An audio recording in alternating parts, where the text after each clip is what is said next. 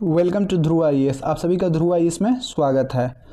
तो आज का जो हम लोग का टेस्ट सीरीज का फर्स्ट टेस्ट सीरीज है ध्रुव आईएएस का, तो इसमें यूपीएससी प्रीलिम्स एग्जामिनेशन से ओरिएंटेड है, यानी कि उसी पैटर्न पर बेस है। लेकिन ये आपको BPSC, UP PCS, state PCS जितने भी सारे एग्ज़ाम होंगे सभी में आपके यूज़फुल होने वाले हैं, क्योंकि इतना माइंडसेट बिल्ड होने के बाद कोई भी एग्ज़ाम का करंट अफेयर का क्वेश्चन और एग्ज़ाम का जो लेटेस्ट पैटर्न होगा वो आपसे छूटने वाला बिल्कुल भी नहीं है। तो आइए बिना देरी किए हम लोग प्रैक्टिस क्वेश्चन के बारे में जानेंगे कि किस तरह का प्रैक्टिस क्वेश्चन होगा। ये एमसीक्यू ज़्यादातर बेस होगा। यहाँ पे आप लोग देख सकते हैं यूपीएससी प्रीलिम्स एग्ज़ाम 2027 को टारगेट लेकर के ये टेस्ट सीरीज़ लॉन्च किया हूँ मैं। आप लोग इसमें जुड़ भी सकते हैं। इसके लिए आप लोग यहाँ पे ज्वाइन कर सकते हैं। ये मेरा क्यूआर कोड हो गया आप लोग का। पहले यहाँ पे आप लोग देख लो, ये मंथली जिसको लेना होगा वो 99, इसमें आपको 40 पीडीएफ रहेंगे। कितने? 40 पीडीएफ। और जिसको 3 महीने का सब्सक्रिप्शन लेना है उसके लिए 194 बोला 149 है, और 99 1 मंथ के लिए, 3 महीने के लिए 149। ओके, तो यहाँ पे आपको 1 मंथ में 40 प्लस करेंट अफेयर के सामग्री उपलब्ध कराए जाएंगे। आप एक बात जान लो कि डेली 40 क्वेश्चन मैं यूट्यूब पे कराने वाला हूँ, यानी कि मंथ में लगभग 20 से 25 दिन। कितना? 25 दिन। अगर 25 दिन के टारगेट से आप लेके चलते हो तो 25 गुना 40 लगभग 1000 क्वेश्चन मैं कराने वाला हूँ यूपीएससी प्रीलिम्स के लिए 1 मंथ में। उसके बाद 1000 क्वेश्चन से कितना? 1000 क्वेश्चन से आप ये चीज़ समझो कि मैं कितना क्वेश्चन कराऊंगा? 40 गुने 25, 5 दिन इधर उधर छूट सकता है। ओके, कोशिश करूंगा मैं 20 से 25 दिन के बीच कंटिन्यू रखने का। तो लगभग अप्रॉक्स जो क्वेश्चन होगा वो कितना होगा? 1000 क्वेश्चन होंगे। अब 1000 क्वेश्चन 1 मंथ में आपको मैं करा रहा हूँ, उसका आपको पीडीएफ भी दे दूंगा। आप लोग उसे खुद से भी करोगे तो डबल टाइम रिवीजन हो जाएगा। कितना? Double time. अब 1000 क्वेश्चन 1 मंथ में, तो आप लोग अगले साल 12 गुने 1000 कर दो तो 12000 क्वेश्चन होते हैं। और 12000 ये क्वेश्चन करके जाओगे तो लगभग आपका 30% तो सिलेबस इसमें कवर हो ही जाएगा, क्योंकि मैं स्टैटिक पार्ट भी इसमें लेते चलूँगा। और साथ ही साथ आपका जो भी स्किल होगा प्रीलिम्स क्वेश्चन को करने का, वो स्किल भी डेवलप हो जाएगा। ओके, तो ये चीज़ आप लोग ध्यान में रखिएगा। तो आइए बिना देरी किए क्या करते हैं, क्वेश्चन को सॉल्व करना स्टार्ट करते हैं। ओके, तो यहाँ पे आप लोग का पहला जो क्वेश्चन है, भारत नाडिक शिखर सम्मेलन जो अभी हाल फिलहाल में हुआ है उस पे है। क्या? भारत नाडिक शिखर सम्मेलन। तो ये आखिर शिखर सम्मेलन क्या है? और इस पर क्वेश्चन जो पूछा है स्टेटमेंट बेस्ड क्वेश्चन निर्मित किए गए हैं। ये टीम के द्वारा हमारे क्वेश्चन निर्मित किए गए हैं, जिन्हें मैं बताता हूँ कहाँ कहाँ से क्वेश्चन को निर्मित करना, किस तरीके से क्वेश्चन को डिजाइन करना है। ओके, तो यहाँ पे भारत नाडिक शिखर सम्मेलन के दौरान चर्चा किए गए क्या? सांस्कृतिक और दार्शनिक मूल्यों। अब सांस्कृतिक यानी कि कल्चर और दार्शनिक मूल्यों के संदर्भ में निम्नलिखित कथनों पर विचार करें। यानी कि स्टेटमेंट बेस्ड क्वेश्चन है। 3 स्टेटमेंट आपको दिए गए हैं। अब तीनों स्टेटमेंट में आपको बताना है कि कितने स्टेटमेंट सही है। सर्वप्रथम हम स्टेटमेंट देख लें तो यहाँ पे दिया गया प्राचीन भारतीय अवधारणा वसुधैव कुटुंबकम, जिनका उल्लेख सर्वप्रथम महाउपनिषद में मिलता है। ये बात सही है, जो वसुधैव कुटुंबकम है उसका जो उल्लेख है सर्वप्रथम महाउपनिषद में मिलता है। संपूर्ण ब्रह्मांड को एक जैविक इकाई मानता है, और ये जो है ना वो संपूर्ण ब्रह्मांड को एक जैविक इकाई मानता है, जो पश्चिमी मानवतावाद के मानव केंद्रित दृष्टिकोण के विपरीत है। यानी कि क्या वाकई में ये विपरीत है? आइए हम देखते हैं फर्स्ट स्टेटमेंट को। तो फर्स्ट स्टेटमेंट को हम लोग देखते हैं। तो यहाँ पे आप देख सकते हैं सबसे पहला क्या है? सांस्कृतिक कूटनीतिक। क्या? यहाँ जो है सांस्कृतिक कूटनीतिक से ये रिलेटेड है। तो सांस्कृतिक में हम लोग देखेंगे पहला नंबर भारतीय दर्शन। किसका? भारतीय दृष्टिकोण, भारतीय का। और जो दूसरा है वो किसका है? वो पश्चिमी यानी कि नाडिक दृष्टिकोण। क्या? पश्चिमी। तो यहाँ पे एक चीज़ आप लोग नोटिस कीजिएगा, यहाँ पे वसुधैव कुटुंबकम। क्या? वसुधैव कुटुंबकम। और ये जो है ये किस पे है? मानवतावाद पे, मानवतावाद पे। कहाँ पे? मानवतावाद, यानी कि मानव केंद्रित है। किस पे केंद्रित है? मानव। यानी कि ये जो भी है सुख सुविधा, भौतिक सुख सुविधा, इसी को लेकर के इसमें कोई यथार्थ नहीं है। वसुधैव कुटुंबकम में क्या है आपका कि संपूर्ण ब्रह्मांड के बारे में, समग्र ब्रह्मांड के बारे में बात किया जाता है। और एक और है आपका गांधीवाद, जो ग्राम केंद्रित है और विकेंद्रीकरण को जोड़ देता है। क्या चीज? गांधीवाद। और जो आपका चौथा है पश्चिमी में, वो क्या है? नॉर्डिक मॉडल, यानी कि मजबूत राज्य कल्याण, यानी कि मजबूत कल्याणकारी राज्य के बारे में यहाँ पे जोर दिया गया है। अब आप लोग ये भी यहाँ से भी दिमाग लगा सकते हो कि जितने भी कल्याणकारी वेलफेयर स्टेट्स हैं, कल्याणकारी राज्य, स्टेट का मतलब प्रांत होता है पॉलिटी में, क्या? प्रांत। तो जो भी आपके प्रांत है उनके बारे में ये बताता है। जो नाविक मॉडल है, नार्डिक मॉडल, नार्डिक जो मॉडल है उसके बारे में बताता है, कल्याणकारी दृष्टिकोण को विकसित करता है। तो आप लोग यहाँ पे देख सकते हैं कि पहला जो स्टेटमेंट है उसमें क्या दिया है? वसुधैव कुटुंबकम, वसुधैव कुटुंबकम का सर्वप्रत्येक महाउपनिषद में किया गया, ये भी सही है। संपूर्ण ब्रह्मांड एक जैविक इकाई मानता है, जो पश्चिमी मानवतावाद के मानव केंद्रित दृष्टिकोण के विपरीत है। तो जो ये फर्स्ट स्टेटमेंट है वो आपका सही है। लेकिन इस स्टेटमेंट को करने के लिए किस चीज़ का जरूरी चाहिए? नॉलेज। जिसके पास नॉलेज नहीं होगा वो इस स्टेटमेंट को नहीं कर पाएगा। अब दूसरा स्टेटमेंट देखिए कैसे यूपीएससी ट्रैप करता है।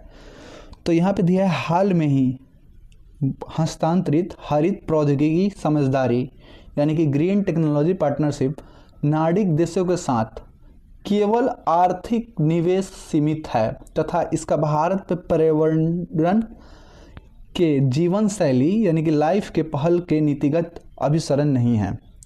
ये सब आप छोड़ो, इसमें क्या लिखा है क्या नहीं लिखा है। आपको मैं क्वेश्चन सॉल्व करने का, अभी जो भी सम्मेलन हुआ था इसमें क्या दिखाया था कि सांस्कृतिक और दार्शनिक मूल्यों।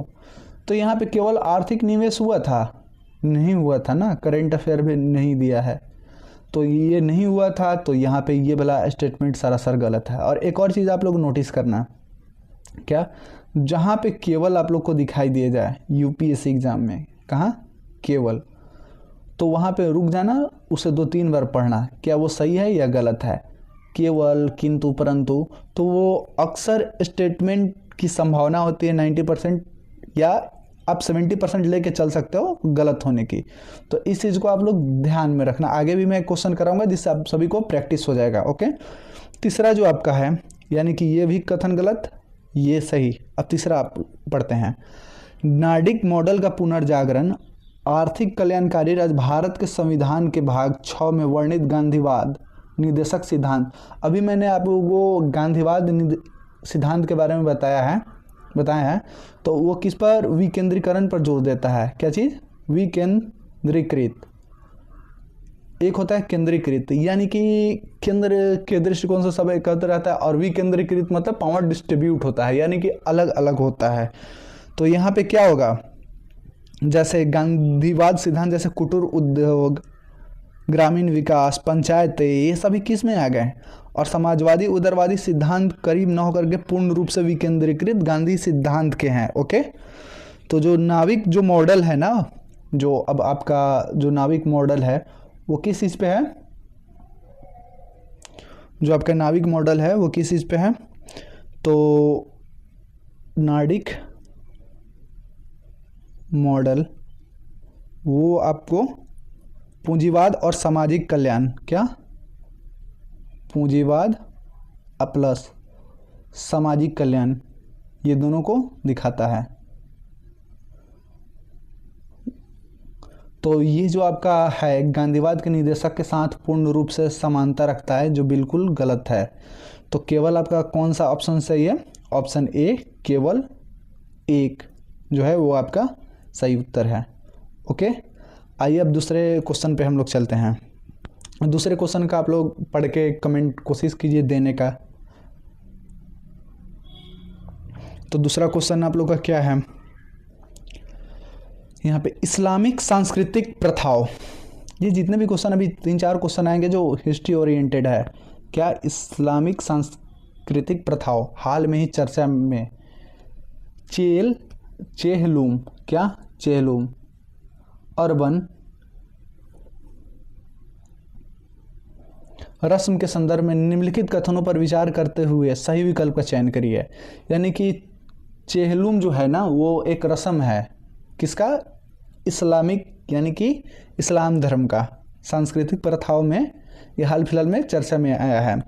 तो ये स्टेटमेंट बेस्ड क्वेश्चन है, इसका क्या सही होगा उत्तर ये आप लोग बताओ। तो सबसे पहले इसके बारे में आप लोग को मैं कुछ नॉलेज दे दूं। तो यहाँ पे आप सभी को मैं नॉलेज के रूप में दे देता हूँ। जो चेहलुम है ना, चेहलुम, उसका ऐतिहासिक संदर्भ जो है, क्या हिस्टोरिकल जो बैकग्राउंड है, कबरला युद्ध के शहादत का 44वां दिन है। क्या? कबरला युद्ध के शहादत का 40वां दिन। अब किसका शहादत हुआ था? तो इमाम हुसैन का। किसका? इमाम हुसैन का। अब दूसरा नंबर है धार्मिक स्वरूप इसका कैसा है, यानी कि स्ट्रक्चर कैसा है। क्या? स्वरूप।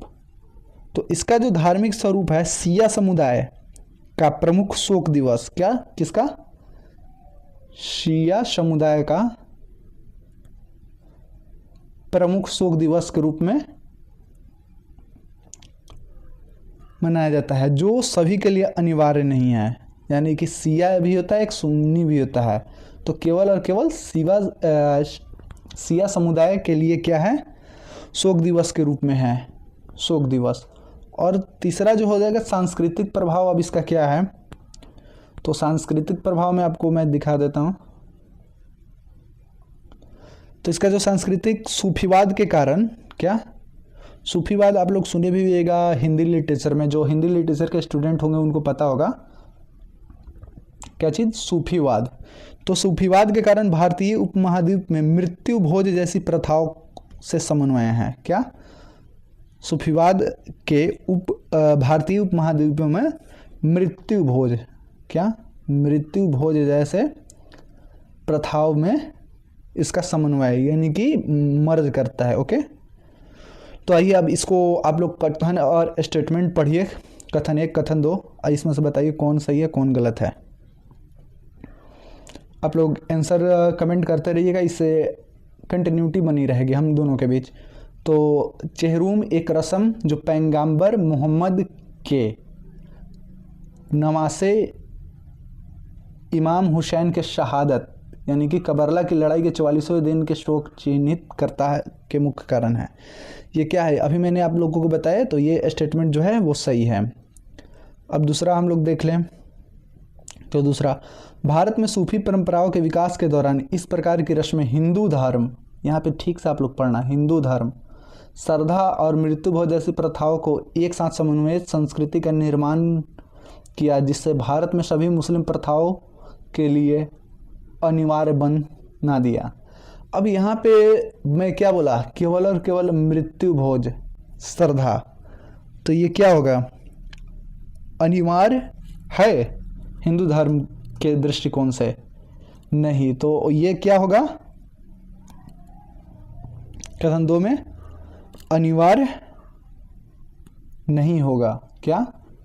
नहीं होगा। क्यों नहीं होगा? क्योंकि यहाँ पे जो रस्में थे वो किसके रस्में थे?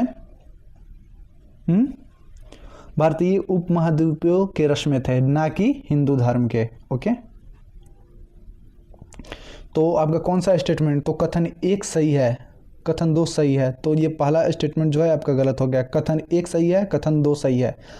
इस प्रकार के भी प्रश्न यूपीएससी में पूछे जाते हैं। अब कथन 1 सही है लेकिन कथन 2 गलत है, तो हम लोग का जो तीसरा स्टेटमेंट है वो सही हो गया। आइए अब तीसरे क्वेश्चन की तरफ चलते हैं। इस क्वेश्चन को आप लोग पढ़िए और कमेंट में आंसर दीजिए क्या होगा। इस क्वेश्चन को आप लोग पढ़िए और कमेंट में आंसर दीजिए क्या होगा।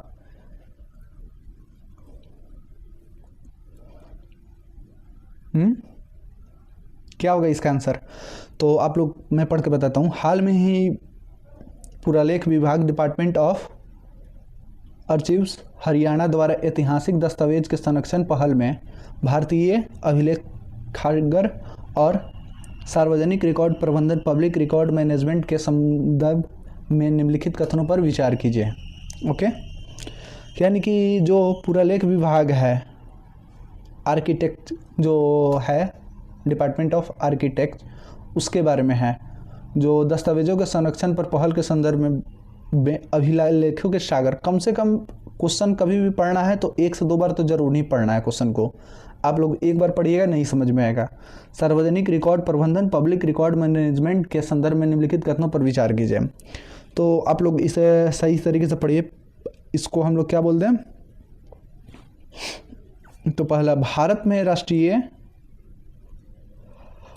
अभिलेख सागर NAI की स्थापना कब हुई थी? वर्ष 1981। ये आपको फैक्ट अभी कुछ नहीं पता है, मैं आपको अभी कंसेप्ट इसका देता हूँ। ओके, तो कंसेप्ट में मैं आपकी सबसे पहले राष्ट्रीय अभिलेख खागर, क्या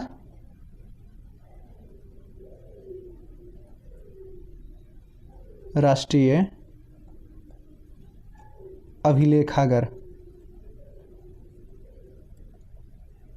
जो राष्ट्रीय अभिलेखागार है, इसकी स्थापना जो हुई थी, क्या स्थापना वो कब हुई थी? तो इसकी जो स्थापना हुई थी कितना 1891 में कहाँ पे हुआ था? कलकत्ता। कहाँ? कलकत्ता में हुआ था इसकी स्थापना।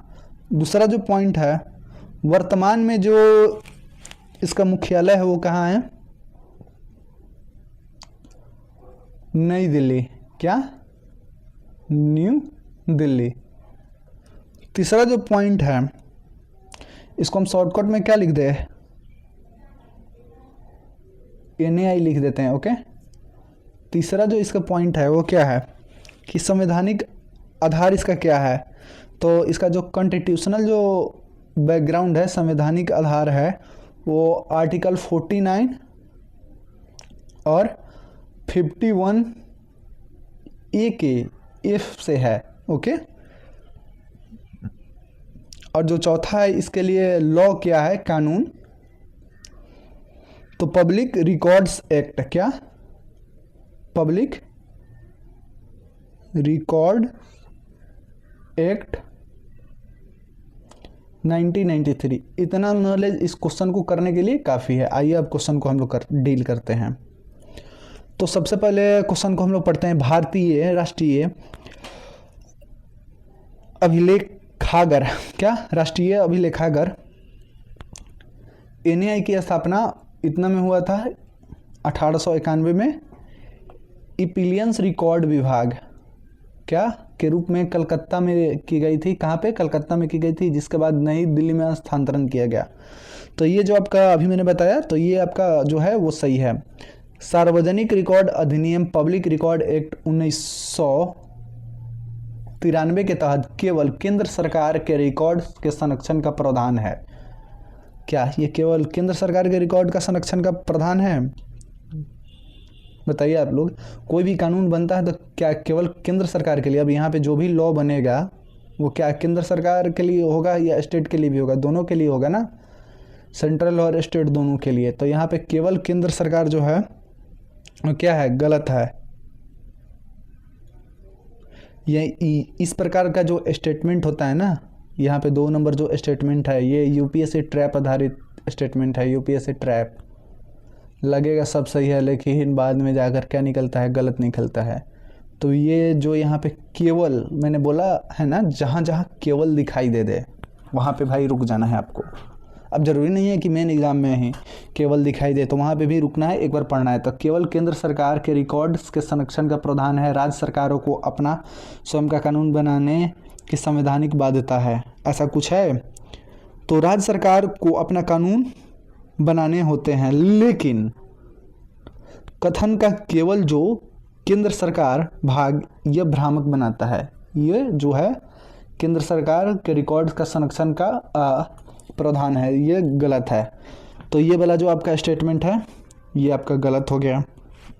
तीसरा स्टेटमेंट देखें, अभिलेखों का डिजिटीकरण और संरक्षण। इसका डिजिटीकरण यानी कि डिजिटल मीडिया से जोड़ना और संरक्षण। संविधान के अनुच्छेद 49 राष्ट्रीय महत्व के स्मारक, ये 49 आपका क्या बोलता है? आर्टिकल 49 राष्ट्रीय महत्व के स्मारक वस्तुओं का संरक्षण, और 51 के दोनों के भावना के अनुरूप है, तो ये भी आपका सही है। तो इसमें कौन कौन से, अब देखो ये 2 नंबर गलत हो गया, तो एलिमिनेशन मेथड का भी यूज करो डायरेक्ट ऑप्शन में। तो 2 जहाँ देखे वो उसको काट दो, ये भी बिला गलत हो गया, यहाँ भी 2 है, ये भी गलत हो गया। तो हो सकता है कौन, पहला अब ऑप्शन देखो किस में है, अब तो इसमें है, पहला ऑप्शन सही हुआ था तो ये होगा, और नहीं तो ये होगा। तो किसको लिया जाए, तो ये वाला हो गया आपका, सही हो गया। ओके, क्योंकि इधर तो एक है नहीं, तो ये ऑप्शन बिल्कुल करेक्ट हो गया, क्योंकि पहला ऑप्शन सही है। वैसे 2 स्टेटमेंट को भी देख के आपको पता कर लेना। मान लो ये आपको पॉलिटी का सेक्शन है, नहीं पता है, करंट से रिलेटेड आप लोग पढ़े हो तो उसके बारे में पता है। तो ये जो आपका जो क्वेश्चन है वो क्या हो गया, कंसेप्चुअल बेस्ड हो गया। ओके, चौथा जो आपका टॉपिक है, चौथा जो क्वेश्चन है उसके बारे में आइए हम देखते हैं। तो ये भी पॉलिटी से रिलेटेड क्वेश्चन है। ये क्या है, ऐतिहासिक व्यापारिक मार्गों की तुलना में आधुनिक कनेक्टिविटी परियोजना के संदर्भ में भारत मध्य पूर्व यूरोप आर्थिक गलियारे IMEC और प्राचीन सिल्क रोड यानी कि सिल्क रूट के बीच भौगोलिक और रणनीतिक संदर्भ, क्या भौगोलिक और रणनीति अंतर संबंधों पर विचार कीजिए। यानी कि जो सबसे पुराने वाले क्या, भारत मध्य यूरोप के आर्थिक गलियारे और प्राचीन सिल्क रूट, इसके बारे में भौगोलिक रणनीतिक, मतलब ये IR का क्वेश्चन होगा, किस चीज़ का, IR का। तो इसमें भौगोलिक यानी कि जो भी उसका भौगोलिक क्षेत्र का है, और रणनीतिक यानी कि क्या क्या उसमें डिप्लोमेसी हुई है, उसके बारे में यहाँ पे स्टेटमेंट बेस क्वेश्चन है। तो सबसे पहला इसके बारे में कुछ आपको फैक्ट्स पता होना चाहिए। तो फैक्ट्स में पहला नंबर जो, एक मिनट, हाँ,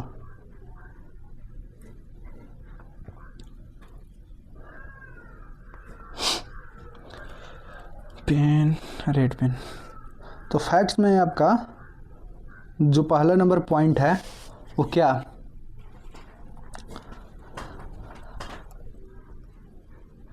IMEC जो आधुनिक मार्ग है उसका रणनीतिक रूपरेखा देख ले, तो इसका पूर्वी जो चरण है यानी कि ईस्टर्न जो क्षेत्र है वहाँ क्या है, भारत यानी कि पारस की खाड़ी है। क्या, भारत में पारस की खाड़ी, किसका, पारस की खाड़ी है।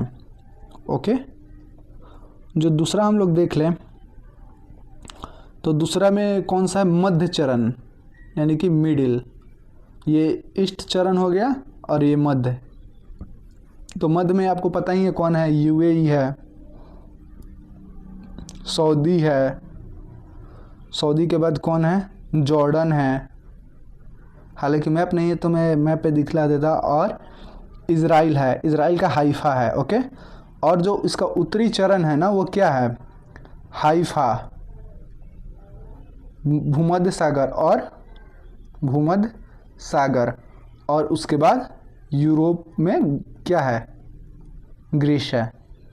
तो ये आपका इंडिया में कौन सा हो गया, ईस्टर्न पार्ट जो पारस की खाड़ी, मध्य में UAE हो गया, सऊदी हो गया, जॉर्डन हो गया, इजराइल का हाइफा हो गया, और उत्तरी जो चरण है उसमें हाइफा, भूमध्य सागर और यूरोप हो गए। तो यहाँ पे क्या बोला है, प्राचीन सिल्क रूट मुख्य रूप से, प्राचीन सिल्क रूट मुख्य रूप से मलक्का जल डमरू और लाल सागर के बीच निर्भर था। IMEC पूर्वी चरण फारस की खाड़ी के बंदरगाहों पर निर्भर है। तो आपको मैंने अभी क्या बताया कि भारत के सबसे जो मतलब जो इसका पूर्वी जो सेक्टर है वो कहाँ है, भारत के कौन से खाड़ी, पारस की खाड़ी से है। तो ये जो आपका स्टेटमेंट है सही है। IMEC का रेल नेटवर्क चरण ऐतिहासिक हिजाव रेलवे के मार्ग के लगभग अनुसरण करता है, जिसे ओटोमन साम्राज्य द्वारा मदीना तक तीर्थयात्रियों के लिए बनाया गया था। अब ये स्टेटमेंट भी आपका क्या है, ये कथन 2 भी आपका सही है। और यहाँ पे एक चीज़ आप लोग ध्यान रखिएगा, क्या ओटोमन जो साम्राज्य था ना, ओटोमन साम्राज्य, तो ओटोमन साम्राज्य जो IMEC का रेलवे नेटवर्क है जो सऊदी अरब, जॉर्डन, इजराइल के ऐतिहासिक ओटोमन हिजाज रेलवे के मार्ग के काफ़ी करीब है।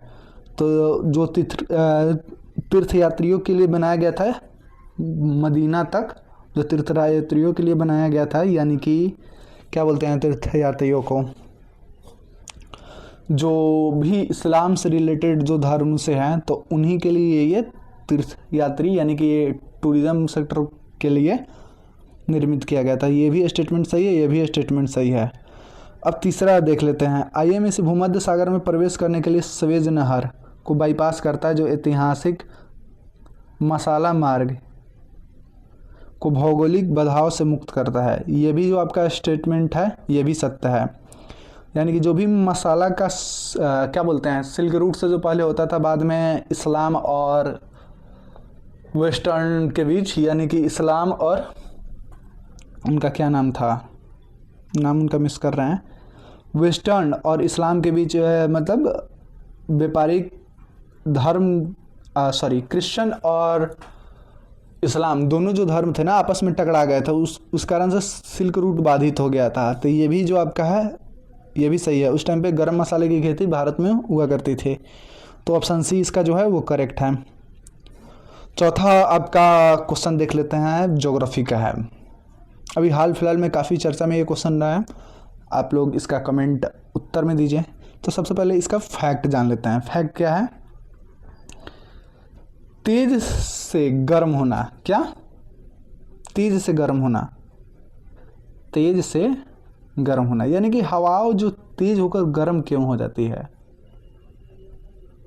कहाँ पे? तो सबसे पहले ध्रुवीय व भूमध्य रेखीय तापमान, यानी कि जो भूमध्य है और ध्रुव रेखा के बीच का जो तापमान का अंतर है ना, तापमान के अंतर में कमी हो जाता है, इस कारण से पहला होता है। और दूसरा जो कारण है जेट स्ट्रीम। क्या? जेट स्ट्रीम, यानी कि कमज़ोर और लहरदार होना, यानी कि हवाएं एक तो कमज़ोर हो जाती है और लहरदार होती हैं। तो ये अब स्टेटमेंट चेक करते हैं। तो पहला नंबर क्या है? पहला युग्म। तो पहला युग्म जो है वो सत्य है। क्या? आर्कटिक प्रबंधन भूमध्य अक्षांशीय जेट स्ट्रीम को कमज़ोर होना, ये भी आपका सही है। दूसरा नंबर जो है ध्रुवीय भंवर का टूटना, यूरोप में अधिक ठंड, ये तो बिल्कुल गलत है। ठंड वाला कंसेप्ट तो एक अलग ही हो गया, उसमें लैटिट्यूड लॉन्गिट्यूड का यूज़ होता है। आर्कटिक दोलन, ये भी आपका क्या है? ये भी गलत है, क्योंकि दक्षिण पश्चिम मानसून वर्षा में वृद्धि से उच्च संभावना होती है, ये भी आपका गलत है। तो कौन सा युग्म केवल सही होगा? केवल ए। आइए नेक्स्ट क्वेश्चन की तरफ बढ़ते हैं। अब ये लीजिए आपका नेक्स्ट क्वेश्चन। तो इसका आप लोग कमेंट में उत्तर दीजिए क्या होगा। तो 6 नंबर क्वेश्चन में आप लोग देख सकते हैं, शहरी भूगोल, यानी कि शहर से रिलेटेड है। वाहन क्षमता और भारत में सर्वोच्च न्यायालय के स्ट्रिंग डॉग्स, यानी कि आवारा कुत्तों के संबंधी हालिया निर्णय के संदर्भ में निम्नलिखित कथनों पर विचार करें। यानी कि जो आवारा कुत्ते होते हैं ना, स्ट्रीट डॉग्स, उनके बारे में सुप्रीम कोर्ट का क्या निर्णय है? खासकर वहन क्षमता, क्या कैरिंग कैपेसिटी को लेकर के बात किया गया है। तो ये लोग आप लोग नॉर्मल इसके बारे में ये भी जान सकते हैं कि पहला तो जो बात है शहर में खराब अपशिष्ट प्रबंधन, यानी कि जो भी शहर में कूड़े कचड़े फेंके जाते हैं, क्या कूड़े कचड़े फेंके जाते हैं, उसका प्रबंधन सही से नहीं हो पाता है। सड़क पर खुला कचड़ा, यानी कि सड़क पर जितना भी खुला कचड़ा होता है ना, वो सीधे छोड़ दिए जाते हैं। और भोजन की आसानी से उपलब्धता, यानी कि जो भोजन है वहाँ पे आसानी से उपलब्ध हो जाते हैं, जिसके कारण कुत्ते क्या करते हैं, जनसंख्या में पे विस्फोट होते हैं। अब यहाँ पे दिक्कत ये है ना, अब एक लाइन बाई लाइन बाईपास समझते जाओ। पहला मैंने क्या बोला आपको, यानी कि जो कचरा प्रबंधन है, यानी कि शहरों में जहाँ मन किया वहाँ कचरा फेंक दिया, कोई रिस्पॉन्सिबिलिटी नहीं है, कोई नगर निगम की कोई वहाँ पे देख रेख नहीं है ज़्यादातर। तो वहाँ पे क्या हुआ, वहाँ पे कचरा लग गया। अब सड़क पर एकदम खुला कचरा है तो भोजन आसानी से उपलब्ध हो गया कुत्तों के लिए। क्या कचरा जब फैलेगा तो कुत्ते वहीं पे न जाएंगे, आवारा कुत्ते वहाँ पे पहुँच गए, उनको भोजन मिल गया। अब अचानक से कुत्तों की जनसंख्या विस्फोट हो गई, यानी कि अब जब कुत्ते को भोजन मिल जाएगा तो क्या होगा, कुत्तों की जनसंख्या वृद्धि हो जाएगी। तो इस यही सारा कंसेप्ट है। ये 3 चीज़ आप समझ गए। तो अब यहाँ पे क्वेश्चन अटेम्प्ट कीजिए। पारिस्थितिक तंत्र में आवारा कुत्तों की उच्च जनसंख्या घनत्व मुख्य रूप से शहर उष्मीय द्वीप पर सीधा प्रभाव से सीधा जैविक परिणाम है। ओके, तो पहला जो क्वेश्चन है, क्वेश्चन का स्टेटमेंट है वो क्या है? वो असत्य है। क्या है? असत्य है, क्योंकि आवारा कुत्तों की जनसंख्या घनत्व अर्बन हीट आइलैंड्स का परिणाम नहीं है, बल्कि खुले कचड़े और भोजन की सुलभता का परिणाम है। क्या यहाँ पे उष्मा का कोई रोल है? अभी मैंने आपको बताया कोई उष्मा का यहाँ पे रोल है नहीं है। तो यहाँ पे किस चीज़ का है? तो खुले कचड़े और भोजन, यानी कि कुत्तों को ज़्यादातर भोजन खुले कचड़े से और सुलभता से मिल जाते हैं। ओके, अब दूसरा स्टेटमेंट देख लीजिए। तो ये आपका गलत हो गया। दूसरा आपका नगर पालिका ठोस अपशिष्ट प्रबंधन 2016 का अप्रभावी क्रियान्वयन, यानी कि सही से कार्य न करना, अप्रभावी रूप से शहरी मांसाहारी जानवरों जैसे कुत्तों की कृत्रिम वहन क्षमता में वृद्धि, यानी कि कुत्ते की कृत्रिम वहन क्षमता में वृद्धि करता है, जिससे मानव पशु संघर्ष बढ़ता है। यानी कि जो शहर में मांसाहारी जानवर है ना, मांसाहारी जानवर जिसे कृत्रिम तरीके से वहन क्षमता में वृद्धि होता है, उनके लिए मानव पशु संघर्ष बढ़ता है। ये क्या है आपका? यानी कि जितने भी कृत्रिम कुत्ते हैं जो मांसाहारी हैं, तो एक तो वो हो ही गए हैं, और उसके बाद कहीं ना कहीं जब कुत्तों की जो संख्या बढ़ेगी तो क्या होगा? मानव पशु संघर्ष होगा ही। तो ये भी स्टेटमेंट आपका सही है।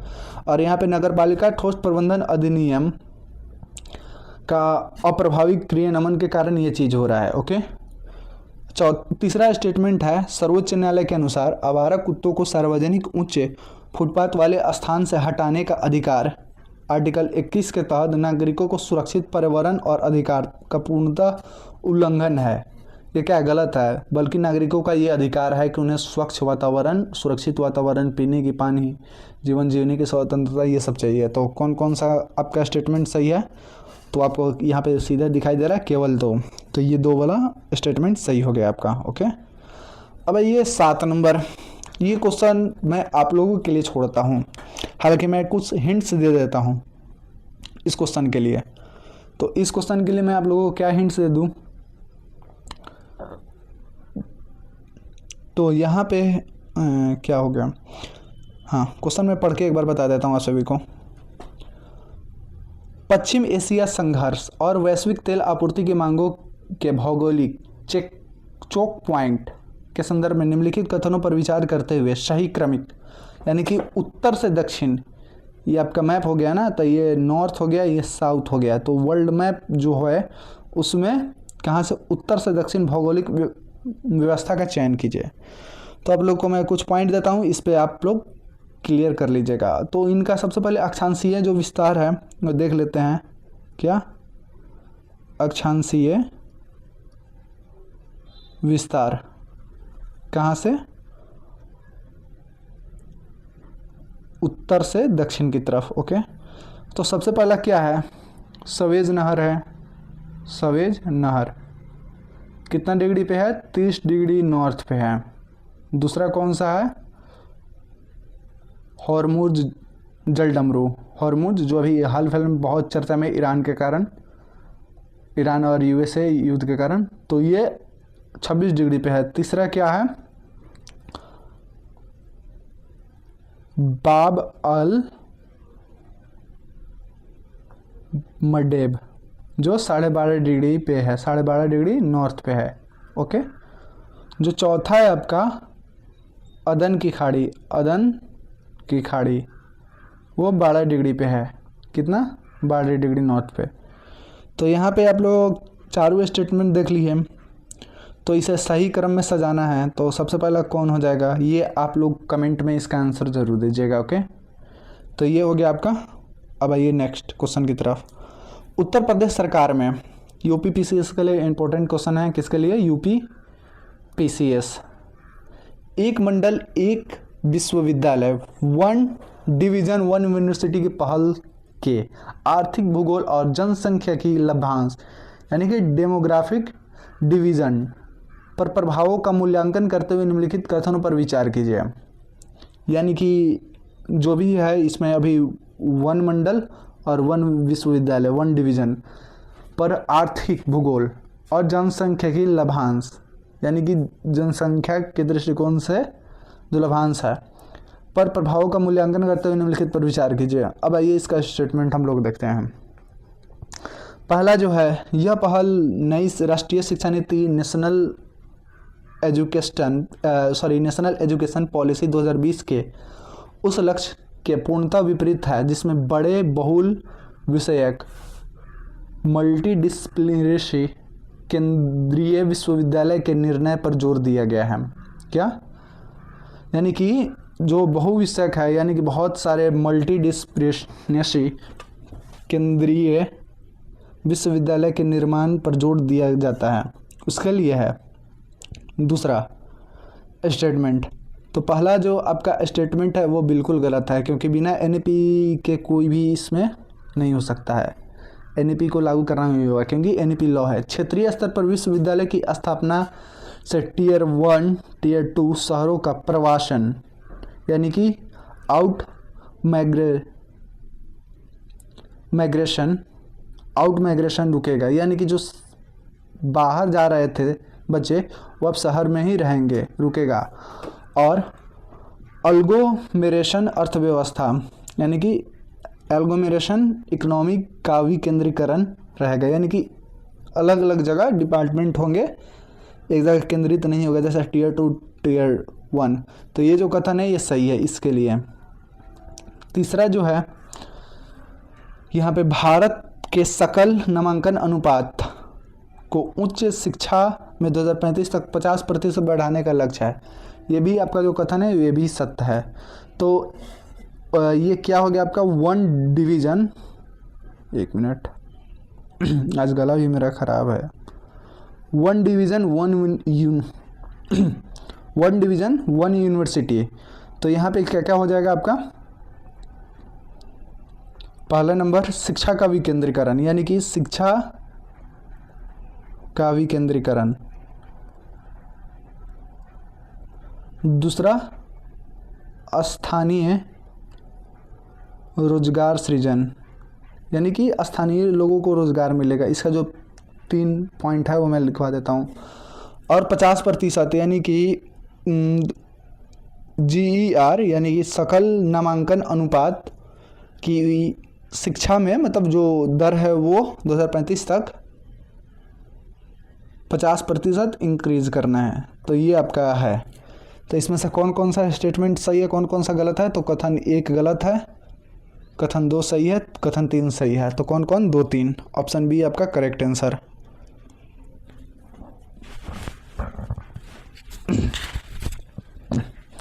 अब तीसरा नंबर आप नौवा नंबर आप लोगों से मैं प्रश्न कर लेता हूँ।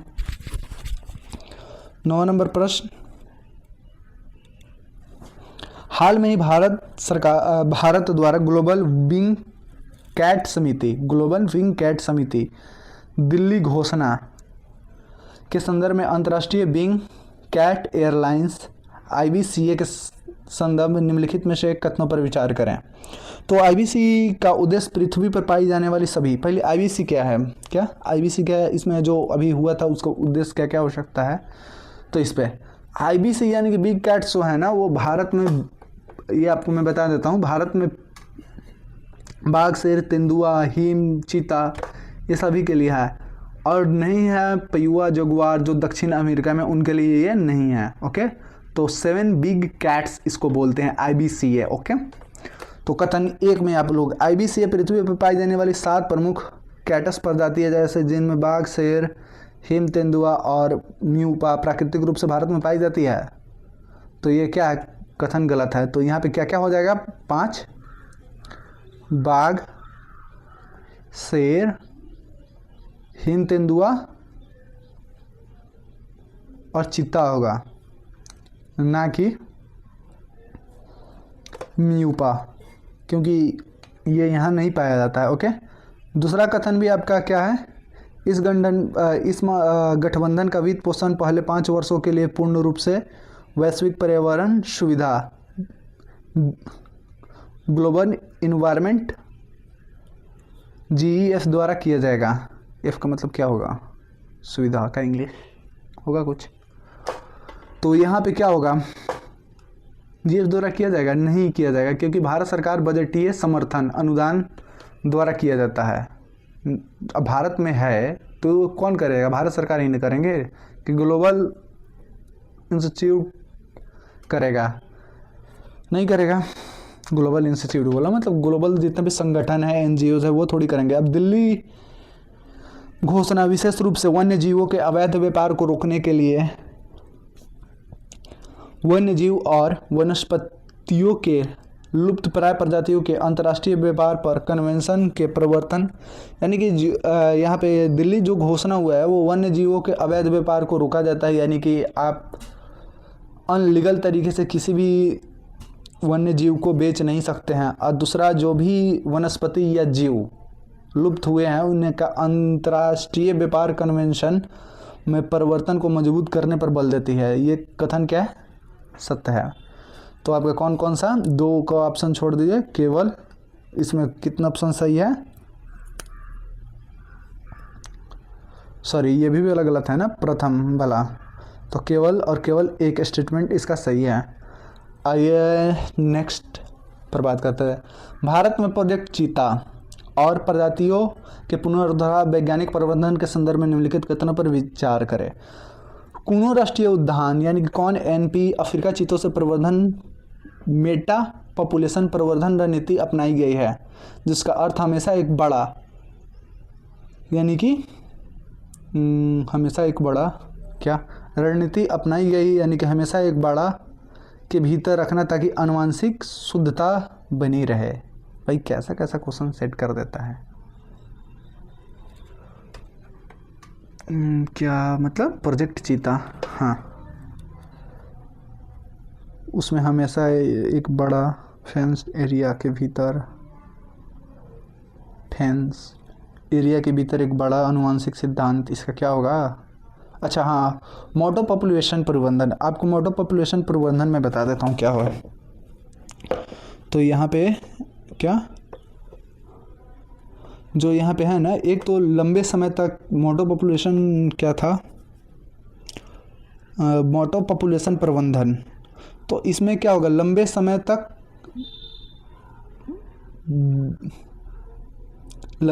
तक यहाँ पे रहना है। उसके बाद प्राकृतिक शिखर वृत्ति का ह्रास, खुले जंगल में सवाल की कठिनाइयाँ, ओके, यानी कि आनुवंशिक शुद्धता। तो इसका सिंपल से आप जान लो ना, मोटो जो पॉपुलेशन प्रवर्धन का अर्थ यानी कि जो बड़े जो मतलब बड़े कैद हैं, कैद में नहीं रखना है। इसका अर्थ है अलग अलग भौगोलिक क्षेत्र में चीता की छोटी छोटी आबादी का प्रबंधन करने, पुल बनाने, रखने के लिए उन्हें एक स्थान से दूसरे स्थान पर स्थानांतरित, ताकि कुनू में बड़ा प्रणाली केवल अनुकूल के लिए ही थी, अस्थाई नहीं थी। यानी कि यहाँ पे जो स्टेटमेंट दिया ये थोड़ा भाषा जो है रॉन्ग कर दिया गया है, बट यहाँ पे आप लोग समझ जाओ क्या है इसका टोटल। तो यहाँ पे जो कुने में जो था ना, वहाँ पे अलग अलग प्रवर्धन किया गया है, ना कि ये अस्थाई निवासी है। तो ये जो आपका स्टेटमेंट है ये क्या है? गलत है। यानी कि अलग अलग जगह पे इसको भेजते रहना है, स्थानांतरित करते रहना है, एक जगह नहीं रखना है। और यहाँ पे क्या बताया गया है कि यहाँ पे क्या हमेशा के लिए भीतर रखना, आनुवंशिक शुद्धता बनी रहे है। तो ये तो है ही, बट अनुकूल के लिए सही है, बस अस्थाई नहीं है। ओके, यहाँ पे एक अस्थाई छूटा है। चीतों के बारे में रहने वाले, यहाँ पे मैं क्वेश्चन को एडिट करके फिर से भेज दूंगा इसको ग्रुप में। चीतों के बारे में रहने से कैप्टिव मायोपिया और प्राकृतिक शिखर वृत्ति, क्या कैप्टिव मायोपिया और प्राकृतिक शिखर वृत्ति में ह्रास होने से जोखिम होता है, जिससे के कारण हाल में वैज्ञानिक अनुकूलन की चुनौतियाँ देखी गई है। अब ये क्या चीज़ है? क्या? Captive myopia. तो जो कैप्टिव मायोपिया है, लंबे समय तक उस क्षेत्र में रहना, प्राकृतिक शिखर वृत्ति का ह्रास, यानी कि जो भी इसमें प्राकृतिक रूप के शिखर में है तो उसमें ह्रास यानी कि हानि होती है। ओके, और खुले जंगल में सर्वाइव में कठिनाई, यानी कि खुला जंगल में अगर छोड़ देते हैं तो कोई अन्य जानवर भी उसका शिकार कर सकते हैं, तो ये चीज़ का टेंशन बना रहता है। तो जो दूसरा कथन है वो सत्य है, पहला गलत दूसरा गलत, तो कौन सा इसका ऑप्शन हो जाएगा? क्या कथन गलत, कथन एक गलत, कथन दो सही है, तो ऑप्शन डी इसका करेक्ट आंसर। ओके, तो अभी आ जाइए यहाँ पे तीसरा, 1 मिनट दीजिएगा मुझे।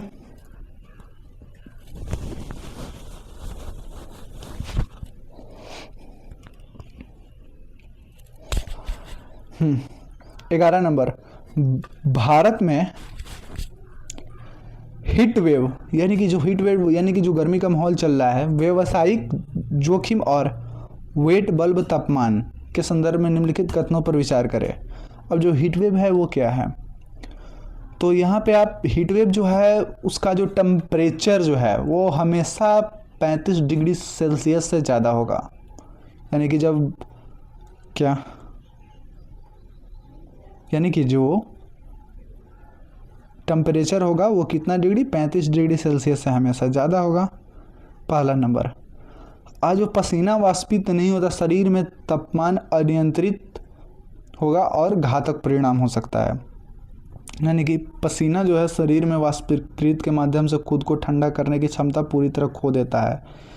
अब मान लो 35 डिग्री से ज़्यादा तापमान में, यानी कि आप समझो अचानक से धूप में निकले और पसीना सही से वाष्पीकृत नहीं हुआ, यानी कि पसीना सूखा नहीं, तो क्या करेगा वो? क्या होगा?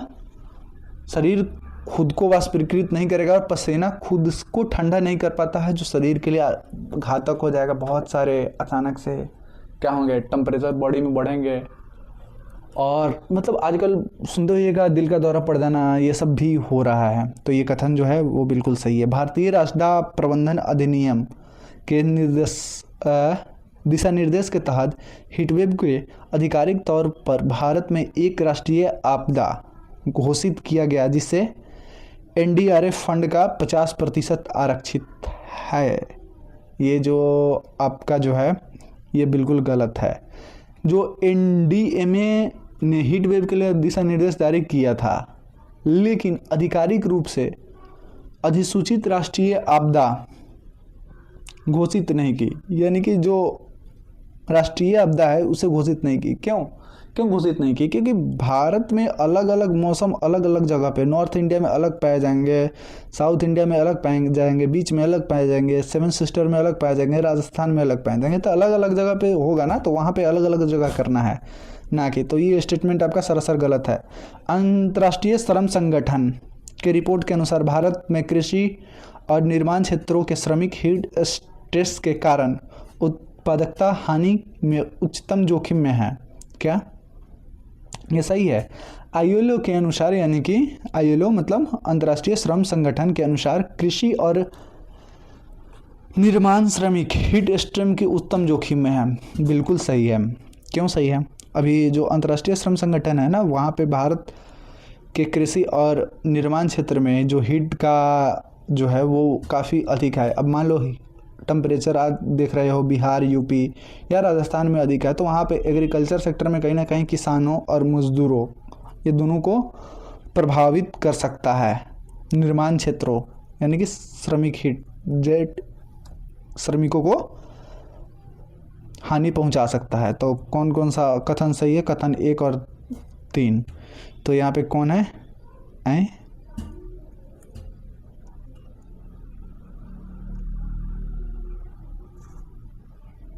सही है, कथन 1 और 3।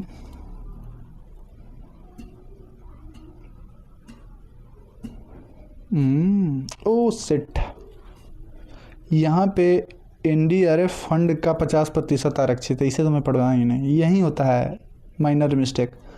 तो यहाँ पे जो है 50% आरक्षित भी है, यानी कि पूरा भारत में नहीं है, 50% ही एरियाज में है। तो ये राष्ट्रीय आपदा किया है जिसके लिए एनडीआरएफ फंड का 50% आरक्षित है। ये क्या घोषित नहीं किया, आरक्षित नहीं है, तो इसका कौन कौन सा यहाँ पे नहीं, ये सही है, ये स्टेटमेंट गलत है, स्टेटमेंट 1 और स्टेटमेंट 3 सही है। यहाँ पे कर लेना ना, इसको मिटका दो 1 और 3, तो ऑप्शन डी करेक्ट है। ओके,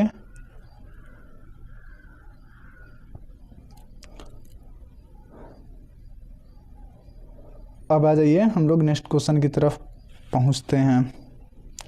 ये लो आपका पॉलिटी का सेशन स्टार्ट हो गया, ज्योग्राफी ख़त्म, 4-4 5-5 क्वेश्चन होंगे सारे सब्जेक्ट का। यही तो इसका फ़ायदा है ना कि बहुत सारे क्वेश्चन आएंगे और उससे करने से बहुत सारी जानकारियाँ हमें आसानी से मिल जाएगी। तो सर्वोच्च न्यायालय ने जेल एक अपवाद और जमानत का नियम, जेल एक अपवाद है और जमानत का नियम है सिद्धांत पे यूपा यानी कि गैर कानूनी गतिविधि रोकथाम अधिनियम के संदर्भ में निम्नलिखित कथनों पे विचार कीजिए। अब ये है क्या चीज़, क्या ये है क्या चीज़, तो आइए इसके बारे में पढ़ते हैं।